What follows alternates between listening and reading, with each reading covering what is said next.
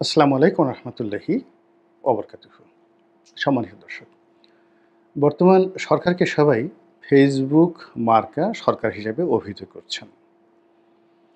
এই সরকারের যত হম্বিতম্বি, যত হাকডাক সব কিছুই ফেসবুকের মাধ্যমে হয় এবং এই সরকার যা কিছু করে, যা ফেসবুকে আওয়াজ তোলা হয় এবং যার মাধ্যমে ভয় দেখানো হয়। তো সেই যে ফেসবুক মার্কা সরকার, সেই সরকারের এই যে দুরবস্থা, সেই দুরবস্থা কিভাবে হলো? প্রথম কারণ হলো যে এই সরকারের যে একটা আইনগত ভিত্তি, সেই আইনগত ভিত্তি নিয়ে প্রথম দিন থেকেই একটা তর্ক-বিতর্ক হচ্ছে। যে এই সরকার কি তত্ত্বাবধায়ক সরকার? কিংবা এই সরকার কি যে একটা ইন্টারিম সরকার হিসেবে বলা হচ্ছে, এই ধরনের কোনো কথাবার্তা আমাদের সংবিধান, আইন আদালত কিংবা আমাদের যে কাস্টমস রয়েছে, কাস্টমস মানে প্রথা, সেই প্রথার মধ্যে এগুলো রয়েছে কিনা? তারপর এই সরকারের পেছনে জনসমর্থন কত ভাগ, কত পার্সেন্ট? দেশের প্রধানতম রাজনৈতিক যে দলগুলো রয়েছে তারা কিভাবে এই সরকারকে গুরুত্ব দিচ্ছে, মূল্যায়ন করছে, সরকারকে সহযোগিতা করছে এবং রাষ্ট্রের যে প্রশাসন যন্ত্র রয়েছে সেগুলোর সঙ্গে সরকারের যে সংযোগ, সরকারের যে বন্ধুত্ব, সরকারের যে সহযোগিতামূলক আচরণ সেটা কেমন হচ্ছে? সব মিলিয়ে যখন এই সরকার ২০২৪ সনের আগস্ট মাসের ৮ তারিখে ক্ষমতায় এসেছিল বা শপথ নিয়েছিল, সেদিন থেকে বিতর্ক যে এটা সাংবিধানিক সরকার না অসাংবিধানিক সরকার, বিপ্লবী সরকার নাকি গণতান্ত্রিক সরকার, এটি কি যাকে বলা হয় গণঅভ্যুত্থানের সরকার নাকি একটা পশ্চিমাদের চাপিয়ে দেওয়া জোর জবরদস্তিমূলক একটি সরকার। তো এই ধরনের নানা রকম কূটচাল, কূটবিতর্কে সরকার কখনোই তাদের পক্ষে জনগণকে সম্পৃক্ত করতে পারেনি। কেন পারেনি? এর কারণ হলো সরকার যে কাজকর্মগুলো করেছে বা করে চলেছে তার একটিও জনগণের বিশ্বাস, আস্থা এবং ভালোবাসার কারণে হয়নি, কিংবা জনগণের কল্যাণে এ যাবৎকালে কোনো ঘটনা ঘটানো হয়েছে বা সরকার কোনো সিদ্ধান্ত নিয়েছে যেখানে ব্যাপক মাত্রায় জনগণের যে জনমত সেটি প্রতিফলিত হয়েছে। বরং সরকার যা কিছু করছে, যা কিছু বলছে বা সরকারি এমন কিছু সিদ্ধান্ত যা একটার পর একটা জনমনে অস্বস্তি তৈরি করছে, আতঙ্ক তৈরি করছে, ভয় এবং ভীতি তৈরি করছে এবং ক্রমশ এই দেশের যে ভূখণ্ড, সেই ভূখণ্ড থেকে জনগণের আস্থা, বিশ্বাস এবং ভালোবাসা থেকে সরকারকে ক্রমশ দূরে, অনেক, অনেক দূরে নিয়ে যাচ্ছে। ফলে এই সরকারকে আমরা পথে, ঘাটে, মাঠে দেখতে পাই না।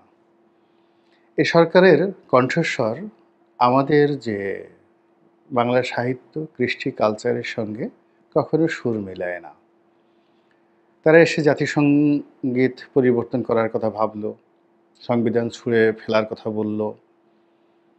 তারপর পুরো মুক্তিযুদ্ধের ইতিহাস, এটিকে নতুন করে আবার রিসেট বাটনে চাপ দিয়ে একটা আধুনিক বাংলাদেশ যা কিনা শুরু হবে ২০২৪ সনের আগস্ট মাসের ৫ তারিখ থেকে, এইরকম একটা প্রস্তাবনা দিয়ে তারা যে সারা বাংলাদেশে সংস্কারের একটা ধুয়ো তুলেছে, এটি কালের বিবর্তনে মানুষের মন মস্তিষ্কে রীতিমতো বিষক্রিয়া তৈরি করেছে। এখন আপনি যদি কারো কানের কাছে গিয়ে ১০-১২ বার গিয়ে বলেন সংস্কার, সংস্কার, সংস্কার, কিংবা সংস্কারের জনক ইউনূস, ইউনূস, ইউনূস, কিংবা সংস্কারের জনক আলী-রিয়াজ, আলী-রিয়াজ, আলী-রিয়াজ, কিংবা আলী-রিয়াজ এবং বদিউল আলম মজুমদার, ভাই ভাই, ভাই ভাই, এই কথাগুলো শোনার সঙ্গে সঙ্গে মানুষের মনোমস্তিষ্কে এক ধরনের গোস্বা চলে আসবে। আমাদের এই বাংলায় গত দীর্ঘদিন ধরে কতগুলো নাম, কতগুলো মুখ, যেমন ধরুন জনাব আসিফ নজরুল সাহেব, কিংবা ধরুন সৈয়দা রেজওয়ানা হাসান, এই নামগুলো এবং মুখগুলো খুবই জনপ্রিয় ছিল। কিন্তু বর্তমান সরকারের কবলে পড়ে এখন তাদের অবস্থা এমন হয়ে গেছেন যে তারা অনেক জায়গাতেই মবের শিকার হচ্ছেন। তাদেরকে আটকে রাখা হচ্ছে, তাদেরকে নিয়ে নানা রকম কথাবার্তা বলা হচ্ছে, যেটা তাদের সারা জীবনের অর্জনকে মাটির সঙ্গে মিশিয়ে দিয়েছে। তো যেটা বলছিলাম যে এইভাবে নানা রকম কর্মকাণ্ড, সেই কর্মকাণ্ড ইতিবাচক, নেতিবাচক, জনকল্যাণ বা জনবিরোধী এ সকল মূল্যায়ন করার কোনো সুযোগই জনগণ পাচ্ছে না। জনগণ কেবলই মাত্র বলে যাচ্ছে, সব খারাপ, সব খারাপ, সব খারাপ। তো এই সব খারাপের কারণে কি হচ্ছে, সরকারের যারা কর্তা ব্যক্তি, আপনজন, প্রিয়ভাজন, বিপ্লবী সৈনিক, তারা এখন জনারণ্যে মানে জনগণের যে অরণ্য রয়েছে, যেখানে জনসমাবেশ হয়, যেখানে জনগণ থাকে ব্যাপক মাত্রায়, সেখানে তারা নির্ভয়ে, নিশ্চিন্তে, নির্ভাবনায় একাকী যেতে পারছেন না। তাদেরকে রাষ্ট্রীয় যে পুলিশ, সেনাবাহিনী, বিজিবি, র্যাব, তারপরে সোয়াত, যে একেবারে খুব অত্যাধুনিক পুলিশ বাহিনী গঠন করা হয়েছে, সোয়াত, মোটা মোটা তাদের মাসেল, তাদের শরীর, অনেক ভারী ভারী অস্ত্র, সেগুলো নিয়ে যে পাহারা দেয় এই সোয়াত বাহিনী, তার সঙ্গে সঙ্গে ডগ স্কোয়াড, সেই ডগ স্কোয়াড নিয়ে তাদেরকে যেতে হচ্ছে বিভিন্ন জায়গাতে। এর বাইরে একাকী আকাশের চাঁদ দেখার সুযোগ তাদের নেই, তারকা গণনার সময় তাদের নেই। তখন তারা কি করে, একটা ইলিউশন, একটা কল্পনার জগৎ, একটা ভার্চুয়াল জগৎ তারা নিজেদের জন্য তৈরি করে রেখেছে। এবং ফলে এই সরকারের যত নামি দামি প্রভাবশালী যারা লোকজন রয়েছেন, তারা এখন মূল ধারার গণমাধ্যম, তারপরে মাইক, জনগণকে সামনে রেখে, লক্ষ জনতার সামনে এরকম কোনো যুগান্তরী ঘোষণা দেবে, সেই ঘোষণা দেওয়ার ফলে জনগণের মধ্যে একটা উত্তাল ঢেউ শুরু হয়ে যাবে এবং সেটা জাতীয় দৈনিকে বা গণমাধ্যমে দেশে এবং বিদেশে শীর্ষ নিউজ হবে। এরকম পরিস্থিতি নেই। তারা মাঝে মধ্যে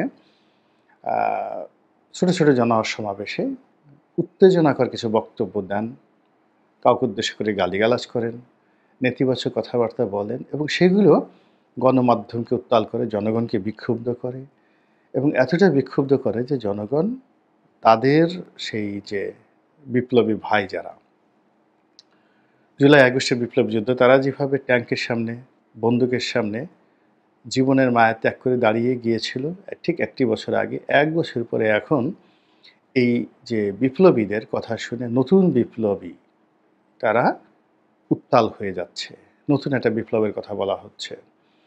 তো এই যে আমাদের যে জনসমুদ্র, আমাদের গ্রামগঞ্জ কিংবা সেই যে আকাশ বাতাস, সব কিছুতেই ঠিক ওই যে নুরুল দিনের সারা জীবনের মতো, যেখানে কবি শামসুল হক বলেছেন যে আকাশে এত সুন্দর একটা ধবল চাঁদ উঠেছে, পূর্ণিমার চাঁদ, সারা পৃথিবীতে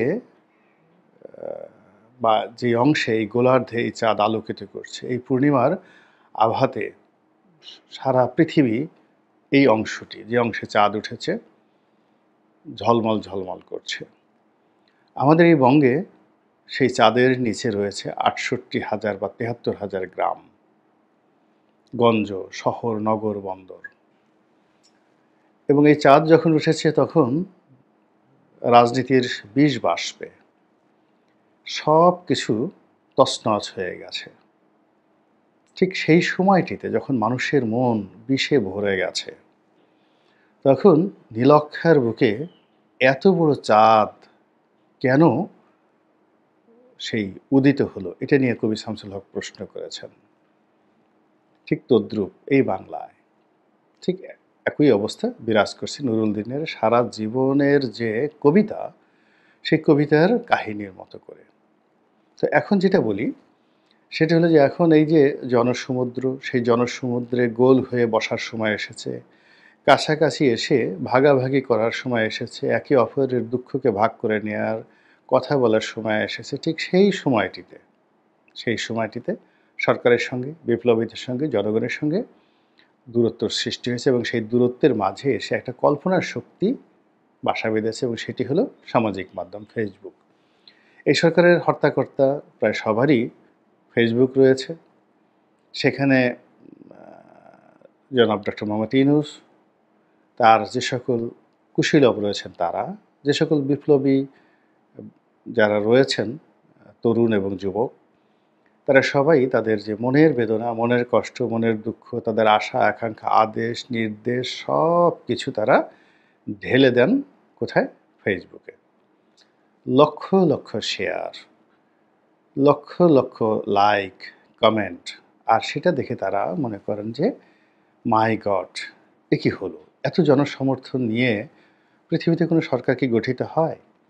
কোনো বিপ্লব কি সাধিত হয়েছে? বিপ্লবের একটি বছর পর বিপ্লবের নায়ক মহানায়করা ফেসবুকে যে ঝড় তুলছে, এমন ঝড় কি পৃথিবীর কোথাও ঘটেছে? মিশরে কি নাসের করেছিল? মানে গামাল আবদেল নাসের কি এই ধরনের ঝড় তুলতে পেরেছিলেন? কিংবা বাদশাহ আব্দুল আজিজ ইবনে সৌদ, তিনি কি পেরেছিলেন সৌদি আরাবিয়াতে? কিংবা কামাল আতাতুর্ক, কিংবা সুলতান সুলেমান, কিংবা ভারতবর্ষে বাবর যখন এসে ইসলামাইজেশনের নামে একটা মুঘল ডাইনেস্টি তৈরি করেছিলেন, তখন কি ধরনের ঝড় এসেছিল?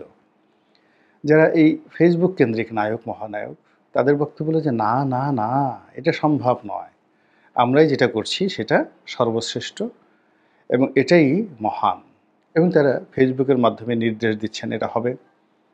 তো সেটা হয়ে যাচ্ছে, ফেসবুকের মাধ্যমে আহ্বান দিচ্ছেন তোরা আয় অমুক জায়গাতে, লোকজন চলে যাচ্ছে। তারপরে ফেসবুকের মাধ্যমে তারা জানাচ্ছেন আমরা যাচ্ছি, আর সারা বাংলার মানুষ জেনে যাচ্ছে যে হ্যাঁ তারা সেখানে যাচ্ছে। তো যাওয়ার পথে কেউ যদি বাধা দিতে চায়, কেউ যদি ফুলের মালা দিতে চায়, কেউ যদি চুম্বন করতে চায়, আলিঙ্গন করতে চায়, ঠিক সেইভাবে তারা রেসপন্ড করছে। অর্থাৎ ফেসবুক কেন্দ্রিক সকল কর্মকাণ্ড ঘটছে। সেখানে রাষ্ট্রীয় কর্ম, সরকারি কর্ম, এরপর সেখানে যে রাজনৈতিক কর্ম, রাষ্ট্রীয় সরকারি, রাষ্ট্র আর সরকারের কর্ম কিন্তু আলাদা। তারপরে রাজনৈতিক কর্ম, রাজনৈতিক কর্মের পরে ব্যক্তিগত জীবনের প্রেম, ভালোবাসা, লেনা দেনা, খুনসুটি সব কিছুই তারা ফেসবুকের মাধ্যমে করছে। এই কারণে যারা আমাদের দেশের সমালোচক রয়েছেন, আলোচক রয়েছেন, তারা এই সরকারকে একটি ফেসবুকীয় সরকার বলার চেষ্টা করছে, যে এই সরকার ফেসবুকে। এবং মার্ক জাকারবার্গ, তিনি যদি এই বিষয়টি অবলোকন করেন এবং দেশে দেখেন যে তার আবিষ্কৃত এই প্ল্যাটফর্মটি, এই মাধ্যমটি, সামাজিক মাধ্যমটি এখন পৃথিবীর একটি আলোচিত ভূখণ্ডের সমস্ত রাজনৈতিক সিদ্ধান্তের অধিকর্তা, এবং এই ফেসবুককে কেন্দ্র করে একটা রাষ্ট্র চলছে, ফেসবুককে কেন্দ্র করে একটি সরকার চলছে, একটি বিপ্লব ধূমায়িত হয়েছে, একটি বিপ্লব বাস্তবায়িত হয়েছে, এবং একটি বিপ্লব এখন পর্যন্ত চলছে, এবং আরেকটি বিপ্লব এখানে দানা বেঁধে উঠছে এই ফেসবুকের মাধ্যমে। তো এই ফেসবুকের ভবিষ্যৎ কি? এই সরকারের ভবিষ্যৎ কি? ভবিষ্যৎ ক্ষেত্রে আমরা ওই যে সেই কথাটাই বলতে পারি, কবরে রাখার সময়, লাশ রাখার সময় আমরা একটা কথা বলি না, মিনহা খালাকনাকুম অফিহা নুইদুকুম অমিনহা নুখরিজুকুম তারাতান উখরা। অর্থাৎ হে মানুষ, তোমাকে এই মাটি থেকে তৈরি করা হয়েছিল, এই মাটির মধ্যেই তোমাকে আবার দাফন করা হলো, আবার যখন প্রয়োজন হবে এই মাটি থেকে তোমাকে টেনে তোলা হবে। অর্থাৎ এই যে জানাজার যে পরে যে দাফন হয় বা কবরস্থ করা হয়, লাশ রাখা হয়, ওই সময়টিতে যে দোয়া পড়ি আমরা পবিত্র কালামে পাকে, কালামে রব্বানিতে যেটা উল্লেখ করা হয়েছে, সেই দোয়ার মর্মার্থ হলো যেখান থেকেই আপনার শুরু সেখানেই আপনার শেষ হবে। শেখ হাসিনার শুরুটা হয়েছিল জনগণের মাধ্যমে, কিন্তু তার এই যে পতন যেটা দিয়ে হলো, সেই পতনটার আগে 2014, 18 এবং 2024 এই পুরো সময়টিকে তার বিচার বিভাগকে তিনি ব্যবহার করেছিলেন ঢাল হিসাবে, এবং বিচার বিভাগের একটি রায়কে পুঁজি করে পুরো 10টি বছর তিনি জগদ্দল পাথরের মতো চেপেছিলেন পুরো জাতির উপর, এবং সেই বিচার বিভাগের কারণেই কিন্তু তার পতন হয়েছে। এবং দেখুন এই সময়টিতে তার নিয়োজিত বিচারকরা যে বিপদ বিপত্তিতে পড়েছে, পৃথিবীর ইতিহাসে কখনো কোনো বিচার বিভাগ এভাবে অপদস্থ, অপমানিত, লাঞ্ছিত, রুইন মানে ধ্বংসপ্রাপ্ত কখনো হয়নি, যেটি এই গত 10 বছরের কর্মফলে এখন বিচার বিভাগ অনুভব করছে। তো সেই দিক থেকে আপনি যদি ধরেন যে বর্তমান সরকারের উত্থানটি যদি গণমাধ্যম হয়, তারপরে দেশি বিদেশি সংবাদ মাধ্যম হয়, যদি সামাজিক মাধ্যম হয়, ফেসবুক হয়, অর্থাৎ যেটি দিয়ে তারা আজকের অবস্থানে পৌঁছেছেন, যেটি দিয়ে তাদের উত্থান হয়েছে, ঠিক সেটি দিয়েই তাদের পতন হবে। আপনি দেখবেন যে হঠাৎ করে বিদেশি গণমাধ্যমে এমন একটা খবর চলে এসেছে। বাংলাদেশি গণমাধ্যমে এরকম একটা খবর চলে এসেছে কিংবা সামাজিক মাধ্যমে এরকম একটা খবর তারাই করেছে। মানে আমাদের করতে হবে না বা বাইরের কাউকে করতে হবে না। এই সরকারের কর্তা ব্যক্তিরাই করেছে, বলেছে। সেটার প্রতিক্রিয়া ঠিক সেই শেখ হাসিনার রাজাকারের বাচ্চা-কাচ্চা বা রাজাকারের নাতি-পুতি এই শব্দটা যেভাবে সারা বাংলাদেশকে তোলপাড় করে দিয়েছিল, ঠিক ঐরকম একটা পরিস্থিতি তৈরি হয়ে যাবে এই ফেসবুকের মাধ্যমে। আর তখনই আপনি বলতে পারবেন, মিনহা খালাকনাকুম ওয়া ফিহা নুইদুকুম ওয়া মিনহা নুখরিজুকুম তারাতান উখরা। যদি মনে থাকে। মহান আল্লাহ আমাদের সবাইকে হেদায়েত দান করুন এবং হেফাজত করুন। আসসালামু আলাইকুম ওয়া রাহমাতুল্লাহি ওয়া বারাকাতুহু।